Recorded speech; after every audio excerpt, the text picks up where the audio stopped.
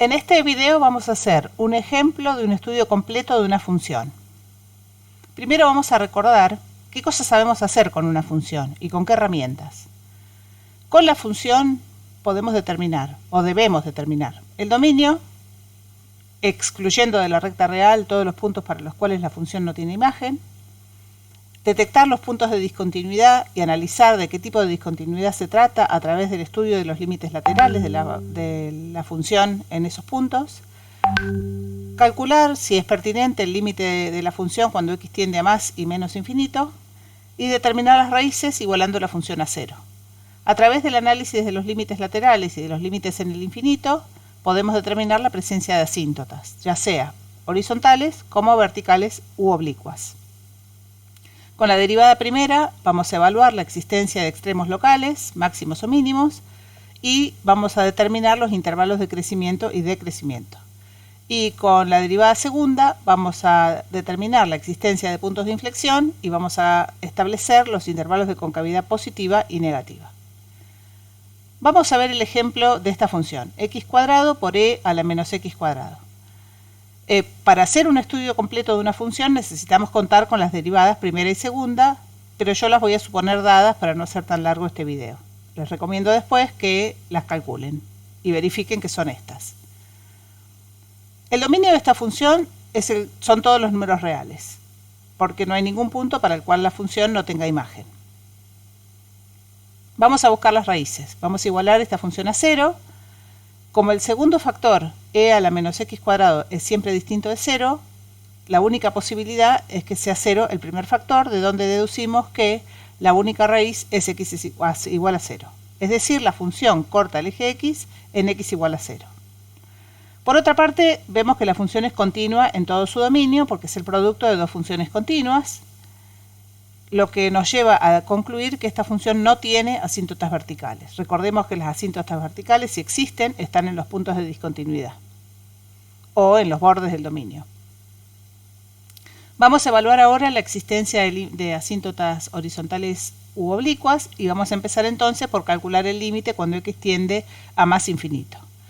Cuando x tiende a más infinito tenemos el primer factor que tiende a más infinito, el exponente de la función exponencial tiende a menos infinito, por lo tanto, e elevado a la menos x cuadrado tiende a 0. Tenemos una indeterminación del tipo 0 por infinito. Entonces lo que vamos a hacer es reescribir este producto como un cociente. X cuadrado dividido e a la x cuadrado. Como el numerador tiende a infinito y el denominador tiende a infinito, estamos en condiciones de aplicar la regla del L'Hopital, que nos dice que el límite del cociente es igual al límite del cociente de las derivadas del numerador dividido la derivada del denominador. La derivada del numerador es 2x y la derivada del denominador es una función compuesta e a la x cuadrado cuya derivada es 2x por e a la x cuadrado. Simplificamos 2x en el numerador y en el denominador y tenemos ahora el límite cuando x tiende a infinito de 1 dividido e a la x cuadrado. Como el denominador tiende a infinito, entonces este límite es 0. Y es 0 por valores positivos. Acá, si bien no es imprescindible hacer esto nos da una pista de por dónde viene la curva. Entonces es bueno, si podemos, evaluar el signo por el cual la función se acerca a 0. Entonces ya sabemos que cuando x tiende a más infinito, la función tiene una asíntota horizontal, en y igual a 0. Vamos a evaluar ahora lo que pasa cuando la función la variable tiende a menos infinito. Esta función es una función simétrica, o sea, uno no necesitaría evaluar qué pasa cuando x tiende a menos infinito, porque lo que vemos es que para cualquier x positivo o negativo, x al cuadrado da el mismo valor, y entonces en el exponente e a la menos x cuadrado lo mismo, lo que hace que esta función sea una función que se denomina función par, que es una función simétrica respecto del eje y. Si uno no hizo esa evaluación respecto de la posible simetría de la función, necesitaría evaluar el límite cuando x tiende a menos infinito, que, como vimos recién, es un límite muy parecido al que es idéntico al que hicimos recién, y este límite también es 0. Por lo tanto, la función tiene también una asíntota horizontal en y igual a 0 cuando x tiende a menos infinito. Entonces, ¿qué sabemos hasta acá? Sabemos que la función pasa por el 0, 0 y que tiende a 0 por valores positivos cuando x tiende a más infinito o x tiende a menos infinito. Vamos a proceder ahora al análisis de la información que nos da la derivada primera. Tenemos que igualarla a 0 para determinar los puntos críticos. Como este factor es distinto de 0, la única posibilidad es que sea 0 el primer factor. Factorizando, encontramos que la derivada primera es 0 cuando x es 0 o cuando x es más o menos 1. Es decir, que los puntos críticos son 0, 1 y menos 1. Los ubicamos en la recta real. Como no tenemos puntos de discontinuidad, solamente ubicamos los puntos críticos. Y ahora vamos a analizar el signo de la derivada primera en los intervalos que quedan determinados por estos puntos críticos. Recordemos que los puntos críticos dividen el dominio en intervalos de igual signo para la derivada primera. Entonces, ¿cómo hacemos esta evaluación del signo de la derivada primera? Tomamos cualquier punto en el intervalo, cualquier punto acá, por ejemplo menos 2, evaluamos la derivada primera en ese valor y nos fijamos el signo de la imagen de ese número por la derivada primera. Haciendo ese procedimiento, vamos a tener que la derivada primera es positiva desde menos infinito hasta menos 1, negativa entre menos 1 y 0, positiva entre 0 y 1 y negativa después de 1. Por el signo de la derivada, nosotros podríamos decir que la función crece desde menos infinito hasta menos 1, decrece desde menos 1 hasta 0, crece desde 0 hasta 1 y decrece desde 1 a más infinito. Pero como se trata de una función continua, podemos decir que crece desde menos infinito hasta menos 1 cerrado y desde 0 hasta 1 cerrado y decrece desde menos 1 hasta 0 cerrado y desde 1 hasta más infinito cerrado en 1. Por otra parte, el cambio de signo de la derivada primera nos da la información de que menos 1 es un máximo local, 0 es un mínimo local y 1 es un máximo local. Este grafiquito que apareció acá, que me olvidé de explicar, lo usé para ver el cambio de signo de la derivada primera. La derivada primera es este polinomio, o sea, tiene este polinomio como parte constituyente multiplicado por un factor que no nos interesa porque es siempre positivo.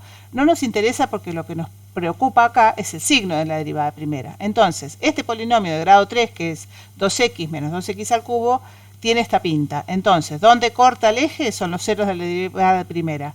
Y cómo cambia, cómo pasa de arriba a abajo del eje, nos ayuda a estimar esto, a calcular el signo de la derivada primera de un lado al otro de los puntos críticos. También se puede hacer, como dije, evaluando el signo de la derivada primera, reemplazando cualquier punto del intervalo en la derivada primera. Esta es toda la información que podemos sacar de la derivada primera. Vamos ahora con resumiendo, ¿qué sabemos acá? Sabemos que estos tres puntos críticos son extremos. Entonces vamos a calcular las imágenes de los extremos, porque lo que nos dice la derivada primera es el extremo está cuando x vale menos 1. Pero ¿dónde está el máximo? Tenemos que buscar la imagen de ese punto en la función. Entonces reemplazamos menos 1 en la función y obtenemos una imagen. Lo mismo con 0 y con 1.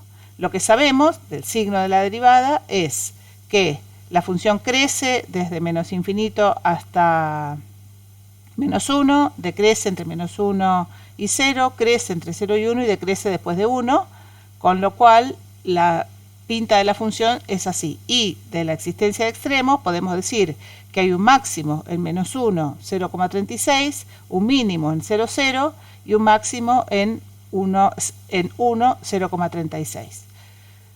Y nos queda analizar la derivada segunda. Lo que vamos a hacer es igualar esta derivada segunda a 0, como en el caso anterior, el exponente, el factor e a la menos x cuadrado es distinto de 0, por lo tanto tenemos que igualar a 0 este polinomio de grado 4. Este polinomio de grado 4 tiene 4 raíces, que son aproximadamente más menos 1,51 y más menos 0,47, que son los posibles puntos de inflexión. ¿De qué dependerá que sean puntos de inflexión? Que la función cambie de signo, la función derivada segunda cambie de signo de izquierda a derecha del punto de inflexión. Entonces ubicamos en la recta real los posibles puntos de inflexión. Como no tenemos puntos de discontinuidad, Estos puntos determinan intervalos de igual signo para la derivada segunda. Entonces, nuevamente, ¿cómo hacemos para estudiar el signo de la derivada segunda? Elegimos cualquier punto que esté en los intervalos determinados, lo reemplazamos en la derivada segunda y estudiamos el signo de esa imagen. Y nos vamos a encontrar con esta distribución de signos. Les propongo después que con cuidado elijan, por ejemplo, -2 acá, lo reemplacen y se fijen que da positivo. Elijan -1, por ejemplo, acá y lo reemplacen y se fijen que da negativo. Y así con los demás. Entonces, ¿qué nos dice esta información de la derivada segunda? Que la función es cóncava positiva en ese intervalo, cóncava negativa en el intervalo -1,51, -0,47, positiva después, negativa y luego positiva, con lo cual estos 4 puntos que detectamos son puntos de inflexión, porque hay cambio de concavidad de izquierda a derecha del posible punto de inflexión, del cero de la derivada segunda. Entonces, tenemos concavidad positiva en estos intervalos y negativa en los otros. Entonces, reuniendo esta información, los ceros de la derivada segunda están ahí, lo que nos dice la derivada segunda, el punto de inflexión está en el punto de coordenada x igual a -1,51, entonces tenemos que calcular la imagen.